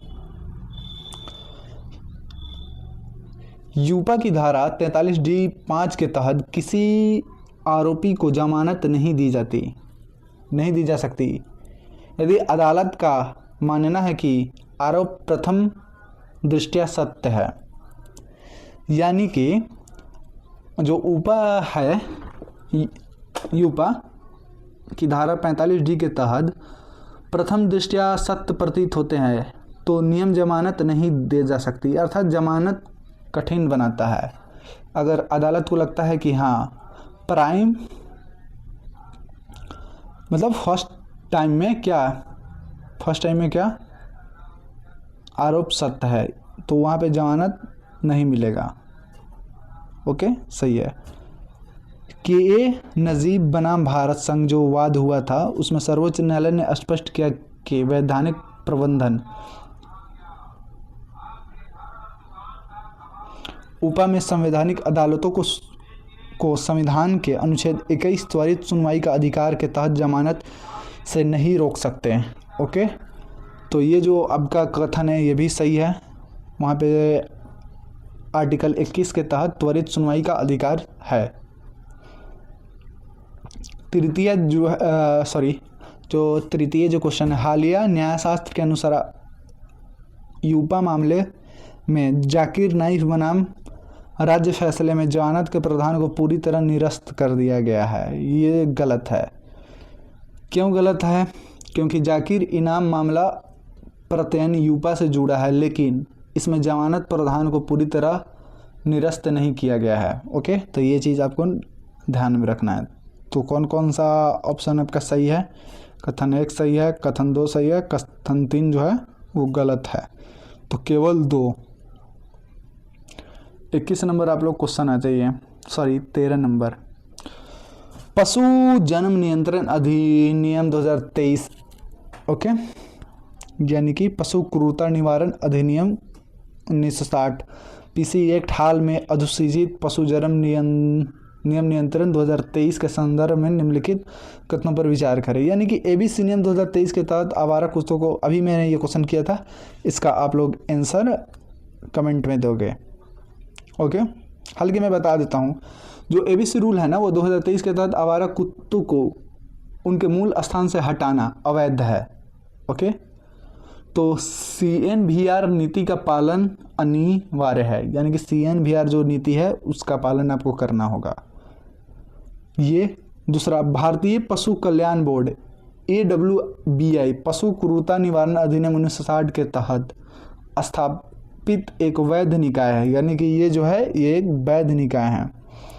तीसरा जो है एबीसी नियम 2023 के तहत पालतू कुत्तों को सड़क पर छोड़ना पशु क्रूरता माना जाता है, और यह PSC एक्ट 1960 के तहत आपराधिक दंड यानी कि क्रिमिनल लायबिलिटी को आकर्षित करता है, केवल नागरिक अपराध नहीं। ये भी आपका क्या है? ये आपका सत्य है, ये भी सत्य है, ये असत्य है। तो आपका कौन सा आंसर हो गया? 1 और 2 ये सही है। तीसरा क्वेश्चन, ये इसका आंसर आप लोग दो, इसका आंसर आप लोग दोगे। ये CBI केंद्रीय जांच ब्यूरो, CBI का अधिकार क्षेत्र और संघवाद, इस प्रकार के जब भी क्वेश्चन पूछे जाए ना, इस प्रकार के, तो दिमाग में स्टेट को रखना है एक तरफ, और एक तरफ किसको रखना है? सेंट्रल एजेंसियाँ को। किसको? एक तरफ स्टेट और एक तरफ सेंट्रल जितने भी एजेंसी हैं, CBI, IB, रॉ, तो DSPE अधिनियम 1946 की धारा 6 के तहत CBI को किसी भी राज्य में जांच करने के लिए राज्य सरकार की पूर्व सामान्य सहमति आवश्यक है। ये क्या, ये सही है? मान लो CBI जाएगा किसी के घर रेड मारने, तो वहाँ पे राज्य की पूर्व सहमति आवश्यक है, बिल्कुल आवश्यक है। बिना कोई कानून के वहाँ पे नहीं जा सकते।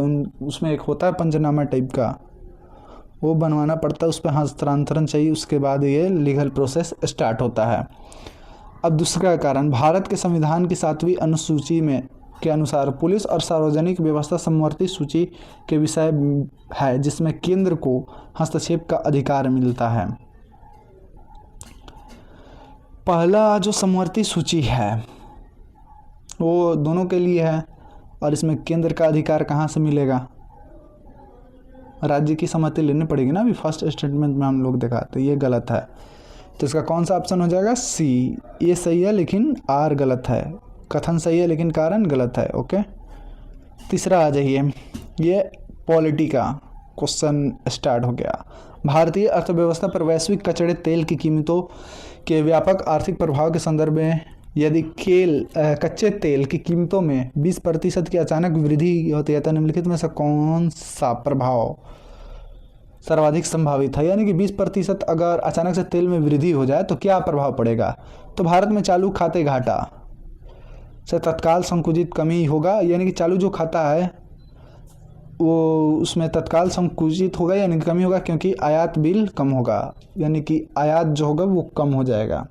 ओके, आयातिक मुद्रास्फीति में वृद्धि होगी, जिससे भारतीय रिजर्व बैंक की मौद्रिक नीति को कठोर कर सकता है। ये क्या है? ये भी आपका सत्य है, यानी कि अगर 85% भी तेल आयात करते हैं तो तेल, पहला स्टेटमेंट में अगर देखा जाए, पहला अगर 20% हम हटा देते हैं, 80% भी अगर तेल क्या करते हैं, आयात करते हैं, तो तेल महंगा होने पर आयात बिल बढ़ेगा, जिससे चालू खाता क्या होगा? बढ़ेगा, नहीं कि घटेगा। तो ये क्या होगा? ये स्टेटमेंट आपका गलत। आर्थिक मुद्रास्फीति में वृद्धि होगी। अब मुद्रास्फीति में जब भी वृद्धि होगी यानी कि महंगाई बढ़ेगी, तो RBI को कठोर नीति ले सकता है, ऑब्वियसली ले सकता है। क्या करेगा इसे रोकने के लिए? कि ब्याज दरों को क्या करेगा? इंटरेस्ट रेट हाई कर देगा। क्या? इंटरेस्ट रेट जो है उसको हाई कर देगा। तो ये कथन सही है। तीसरा, सरकार के राजकोषीय घाटे पर कोई प्रभाव नहीं पड़ेगा, क्योंकि भारत में पेट्रोल डीजल की कीमतें पूर्णतः बाजार पर निर्धारित होती है। ये भी बिल्कुल गलत है। फेसल डिफिट राजकोषीय घाटे पर कोई प्रभाव नहीं पड़ेगा, बिल्कुल पड़ेगा। अब मान लो पेट्रोल और डीजल बाजार पर निर्धारित है, क्या बाजार पर निर्धारित है, लेकिन सरकार को जनता की राहत देने के लिए एक्साइज जो ड्यूटी है वो घटानी पड़ेगी। तो एक्साइज जो ड्यूटी अगर घटेगी तो राजकोषीय घाटे पर क्या पड़ेगा? प्रभाव पड़ेगा ना। एक्साइज ड्यूटी, कस्टम ड्यूटी, ये सब है, तो इसमें एक्साइज ड्यूटी कम करनी पड़ेगी, जो अभी कम भी हुआ था, फिर इधर तेल महंगा हो गया है। तो ये क्या? तो ये भी स्टेटमेंट आपका गलत है। तो केवल 2 ऑप्शन सही। नेक्स्ट क्वेश्चन की तरफ चलते हैं। हरित अर्थव्यवस्था यानी कि ग्रीन इकोनॉमी और अंतर्राष्ट्रीय निवेश तंत्र के संदर्भ में भारत द्वारा जारी सॉवरेन ग्रीन बॉन्ड, अब सॉवरेन ग्रीन बॉन्ड, इस चीज़ को नोट कर लेना, के संदर्भ में निम्नलिखित कथनों पर विचार करें। सॉवरेन ग्रीन बॉन्ड से प्राप्त आय का उपयोग केवल सार्वजनिक क्षेत्र में नई अक्षय ऊर्जा परियोजना के तहत पुरानी परियोजनाओं को रीफाइनेंसिंग की अनुमति नहीं है। क्या ये आपको लगता है सही है?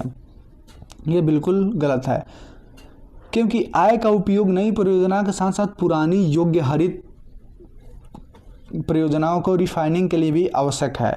ये स्टेटमेंट है आपका गलत है। यहाँ पे अनुमति नहीं है, नहीं, ये अनुमति है, इसको नहीं को काट देना है। विदेशी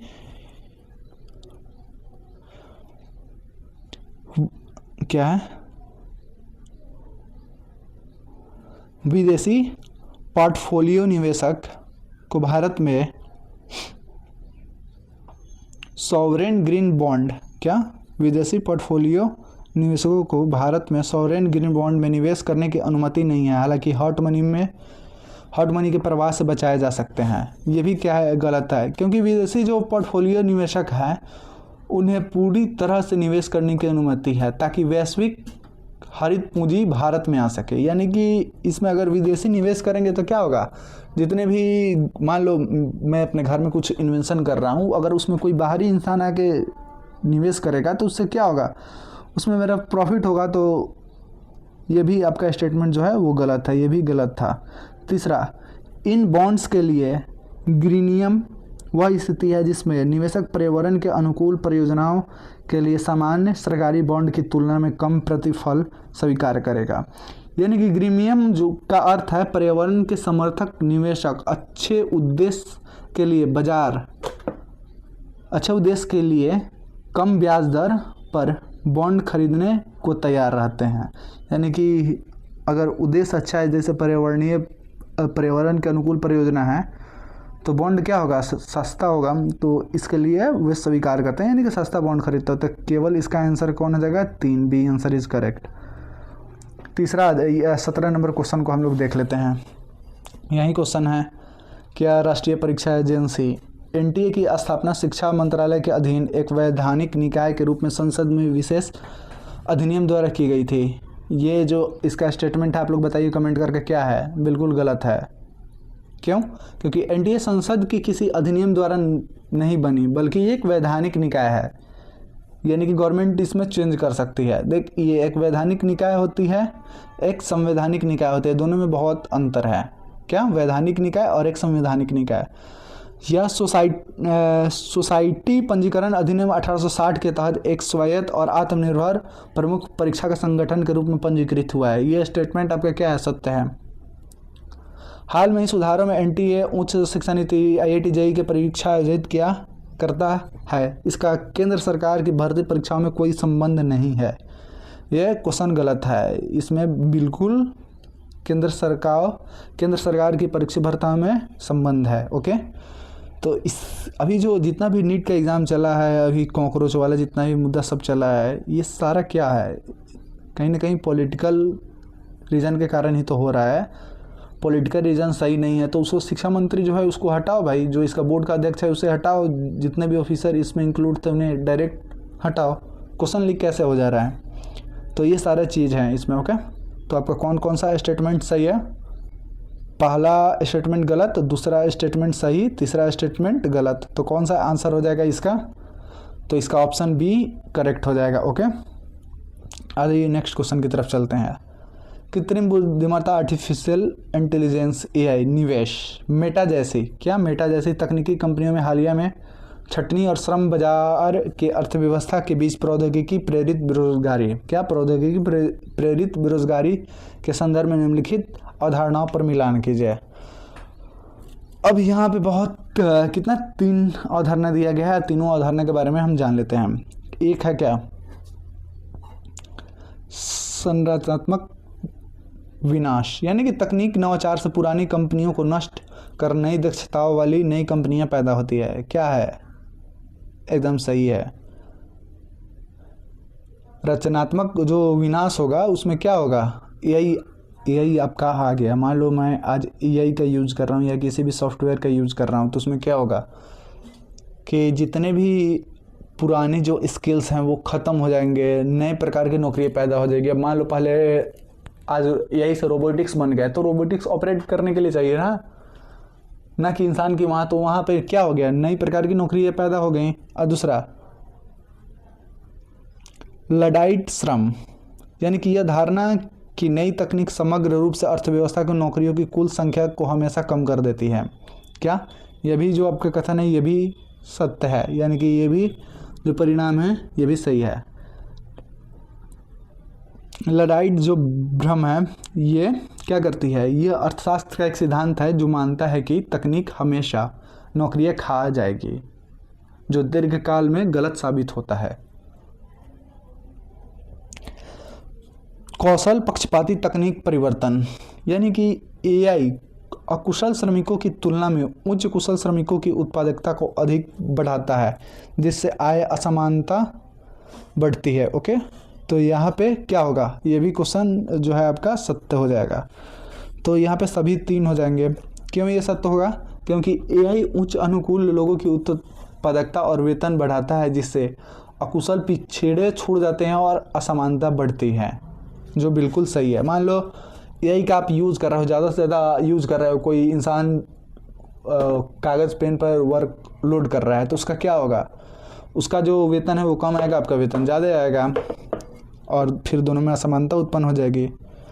अब यहाँ पे ब्रिक्स समूह के हालिया में विस्तार और बहुपक्षीय वित्तीय संस्थाओं में इसकी भूमिका के संदर्भ में निम्नलिखित कथनों पर विचार करें। ब्रिक्स द्वारा स्थापित न्यू डेवलपमेंट बैंक एनडीबी में विश्व बैंक और आईएमएफ के विपरीत सभी संस्थापक सदस्य जैसे ब्राज़ील, रूस।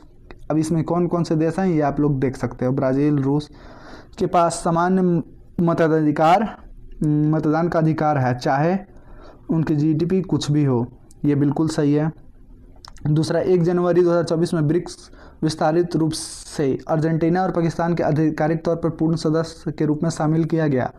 ये बिल्कुल गलत है, क्योंकि अर्जेंटीना के अंतिम समय में इनकार कर दिया और पाकिस्तान सदस्य नहीं है। क्या?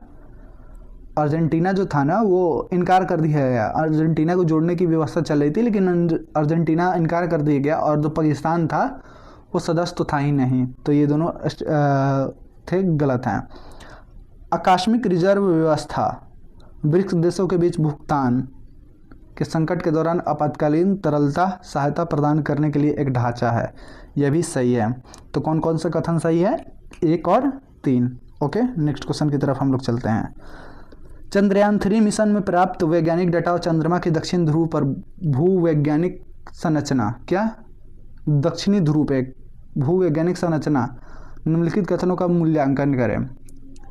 तो यहाँ पे पहला नंबर, एक सतह जो है ना अत्यधिक गर्म है, जो 50 डिग्री सेल्सियस पे है, उत्कृष्ट कुचालक है।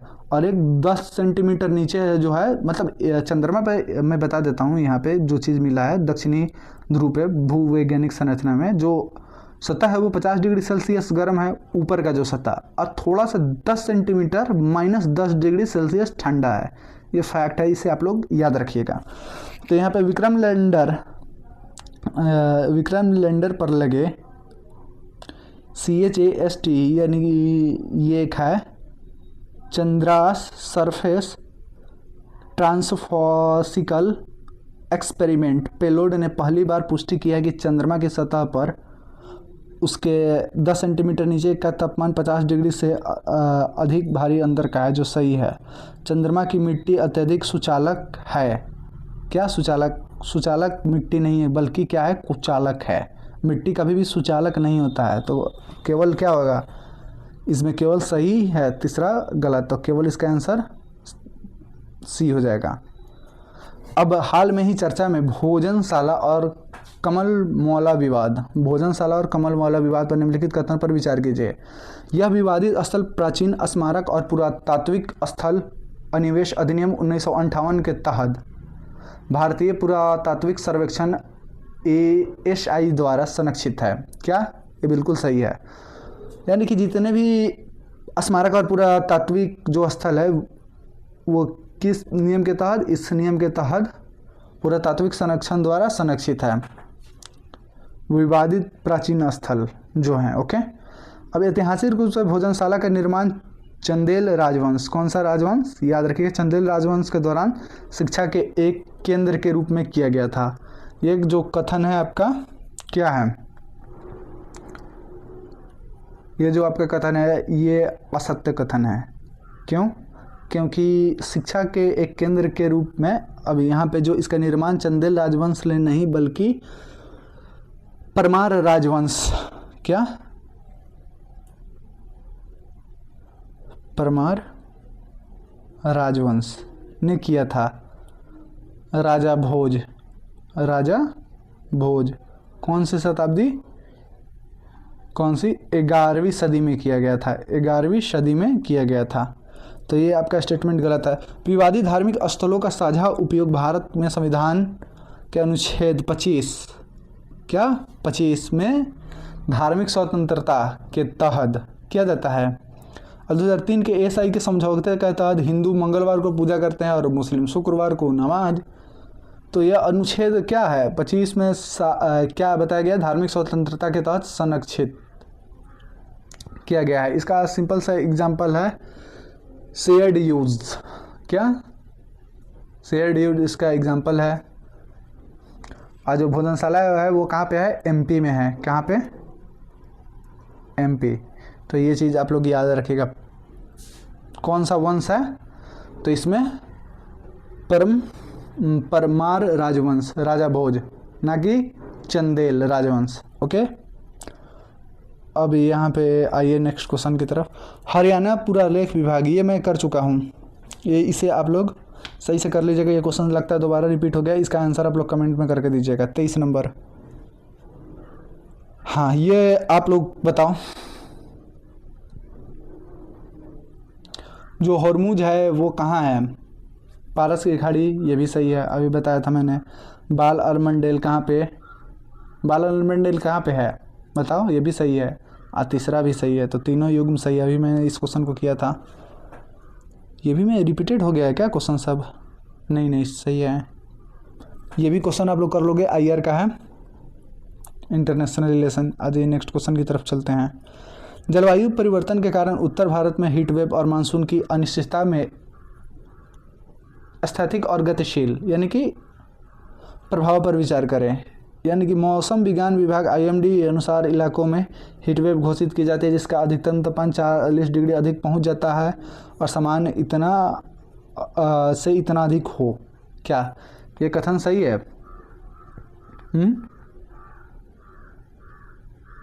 यह कथन सही है, क्योंकि उस टाइम पे मैं बताया था जो टेम्परेचर है वो कितना 50 डिग्री से अधिक होना चाहिए। तो मतलब 50 डिग्री के आसपास भी रहे तो वो चल जाएगा। तो 40 डिग्री इसको उच्च आर्द्रता बल तापमान हीटवेव की अधिक प्रकृति को कम करता है क्योंकि वाष्पीकृत को बढ़ाता है। ये कथन गलत है, बल्कि वाष्पीकृत को कम कर देता है। ओके, और पसीनों को रोकता है। अभी मैं बताया तो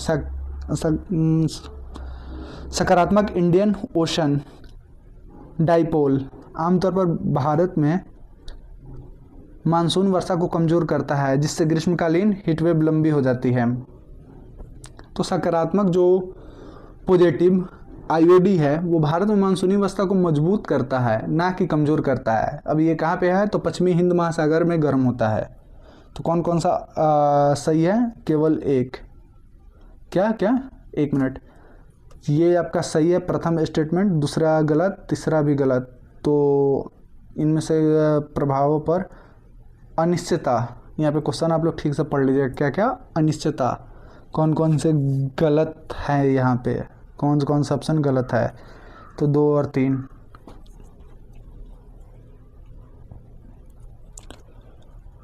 अब इसे आप लोग करो, ये कहाँ पे है। तो पहला, जैव विविधता हॉट स्पॉट्स आक्रमण प्रजाति पारिस्थितिक तंत्र पर प्रभाव के संबंध में निम्नलिखित प्रजातियों और उनके मूल यानी कि कहाँ के हैं उनके बारे में। अब जैसे लैटेना कैमारा, ये कहाँ पे है, ये दक्षिण अमेरिका में है, बिल्कुल। इसका मूल मध्य और दक्षिण अमेरिका में है। इसे अंग्रेजों द्वारा सजावटी पौधे के रूप में लाया गया था।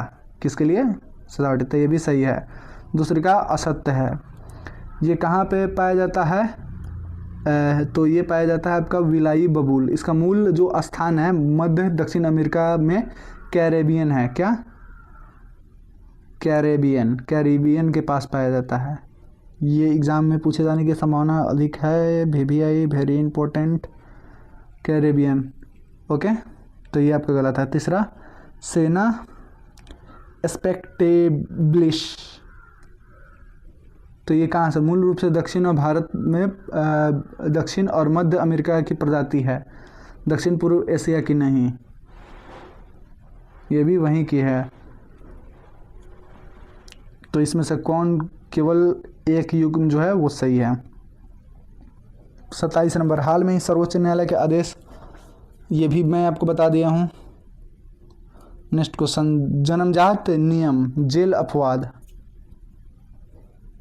अब सा ये भी मैं करा दिया हूँ, ये मतलब अलग अलग तरीके से क्वेश्चन को, एआई पैकिंग, लगता है क्वेश्चन रिपीटेड हो गया है, कोई ना। हाँ, अब्राहम का हस्ताक्षर।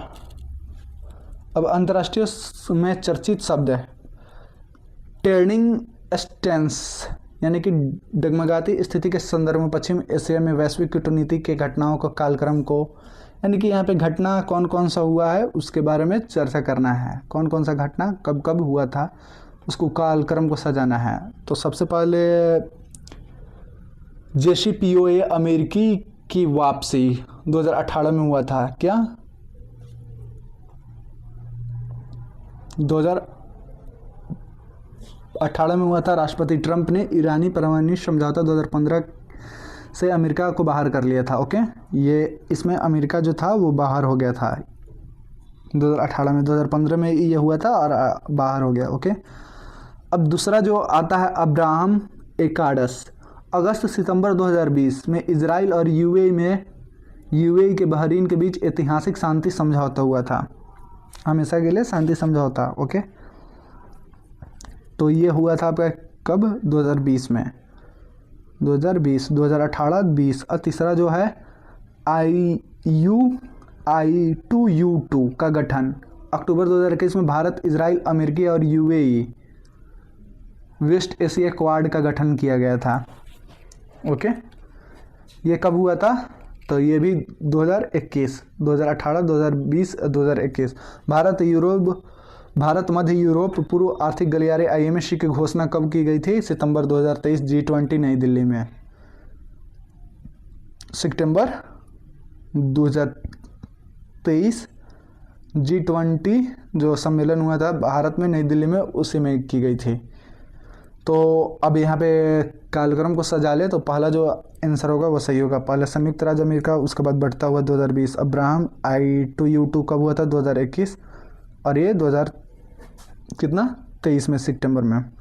ओके, विज्ञान और जनरल AI और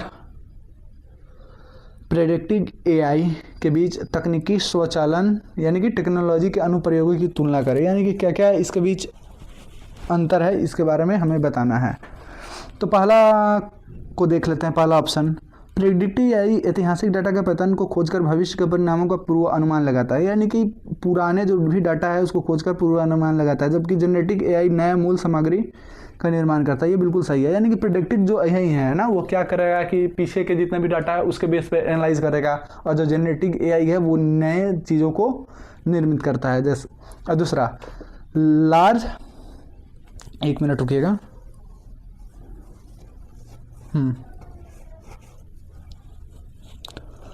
लार्ज लैंग्वेज मॉडल जैसे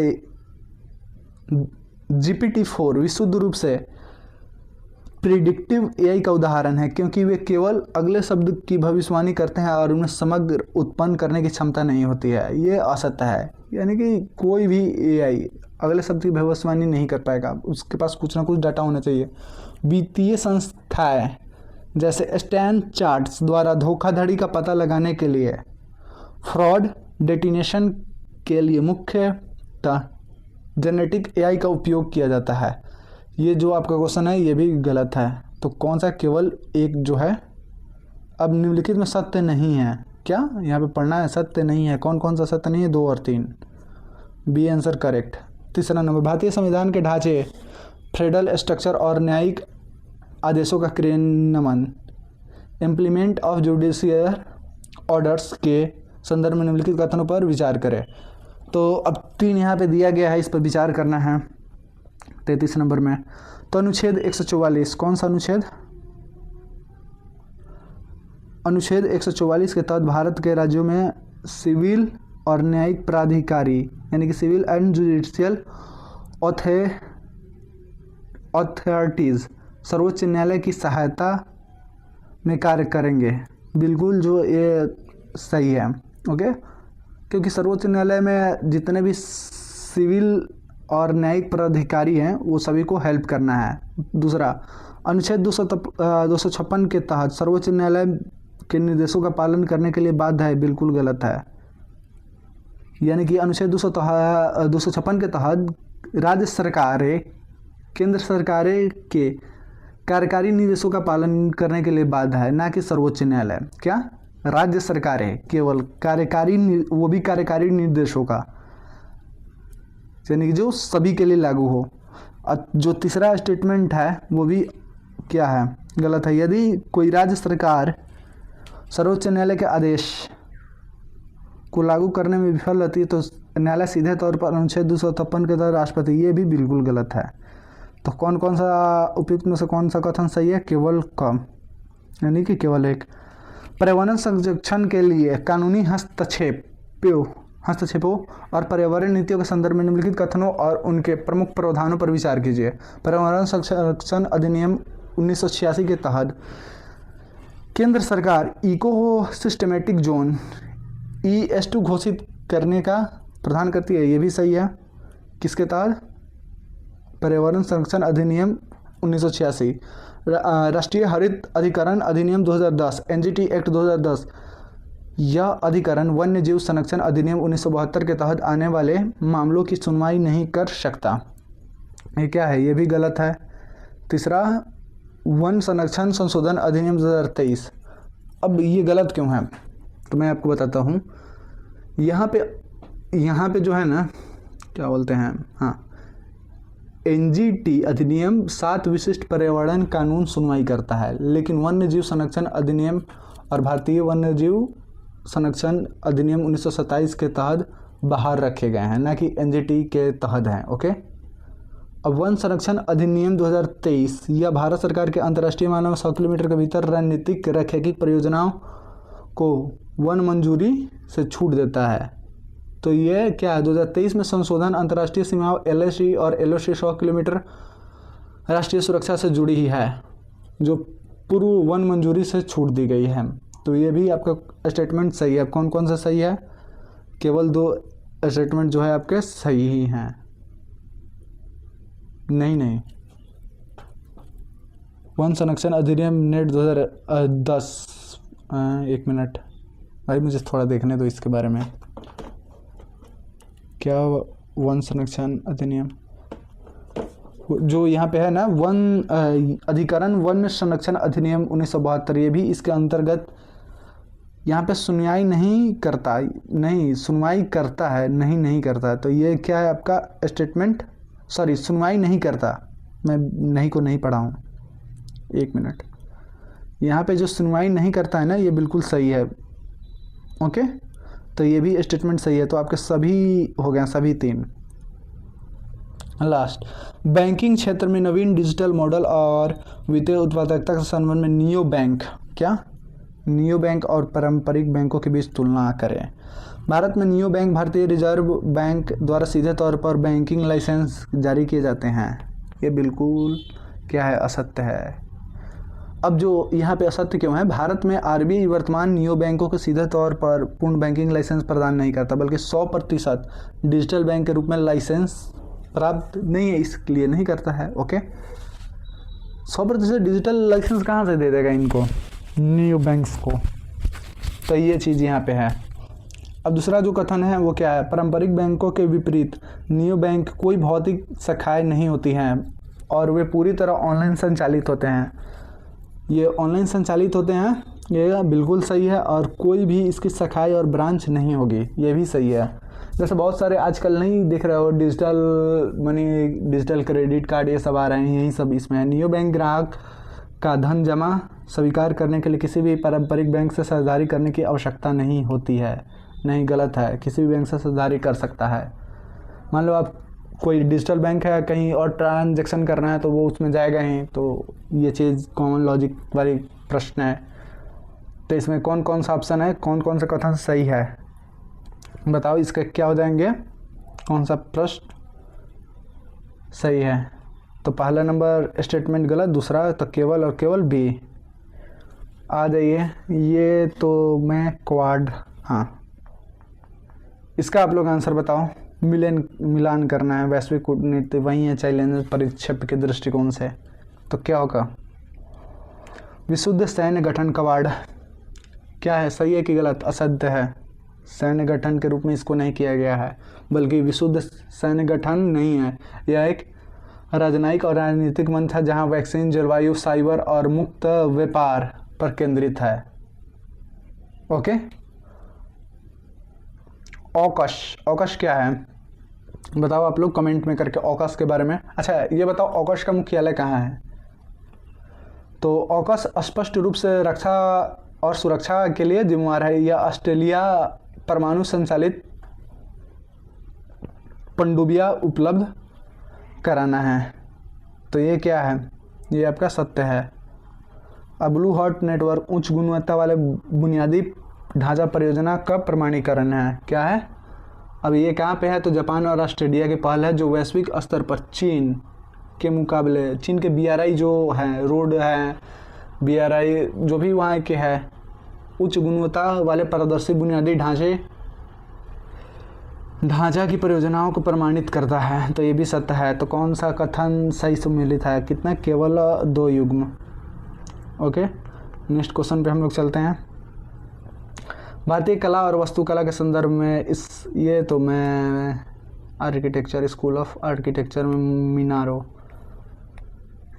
गर्मी है आज बहुत है, आप ये 3 क्वेश्चन कर लेना खुद से। 40 क्वेश्चन है। इसका आंसर मैं सभी को बता देता हूँ। 1 मिनट। 37 का आपका हो जाएगा कौन सा, क्योंकि टाइम हो चुका है, काफ़ी लेट सेशन चल गया है। आपका जो टाइम वो इसका बी हो जाएगा। ओके, नेक्स्ट क्वेश्चन का आंसर जो 38 नंबर है उसका कौन सा हो जाएगा? सी। उसके बाद जो 39 नंबर प्रश्न है उसका आंसर भी सी हो जाएगा, और जो 40 नंबर प्रश्न है उसका आंसर भी आपका सी हो जाएगा। ओके, तो ये 4 क्वेश्चन आप लोग देख लेना। हाँ, ज़रूरी बात, जिनको भी ये PDF चाहिए, क्या जिनको भी ये PDF चाहिए, तो जिनको भी ये PDF चाहिए, मेरा फ़ोनपे का स्कैनर आप सभी को दिखाई दे रहा है। ओके, तो ये फ़ोनपे के स्कैनर पे आप लोग यहाँ पे मंथली प्लान जान ही लो। 99 और 149 3 मंथ के लिए है। यहाँ पे 40 से ज़्यादा PDF कंटेंट अवेलेबल कराएंगे। MCQ बेस्ड सारे टेस्ट होंगे, और जो यूट्यूब पर क्लासेस होंगे उनके PPT भी मैं आप सभी को दूंगा। ठीक, तो यहाँ पे आप लोग पेमेंट करके इस व्हाट्सअप नंबर पे आप लोग सेंड करना। आप लोग को व्हाट्सअप ग्रुप या टेलीग्राम दोनों में से जो भी आपको सुविधा लगे वहाँ पे आपको जोड़ दिया जाएगा परमानेंट। ओके, तो ये चीज़ आप लोग ध्यान में रखिएगा।